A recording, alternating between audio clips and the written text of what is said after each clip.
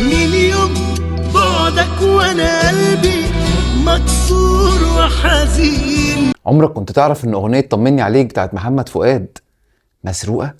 فنانين زمان طلعوا حرامية. الجزء الرابع. ايوه بالظبط زي ما سمعت كده، اغنية طمني عليك مسروقة من اغنية اسمها اسطنبول اسطنبول بتاعت المطربة سيزين اكسو.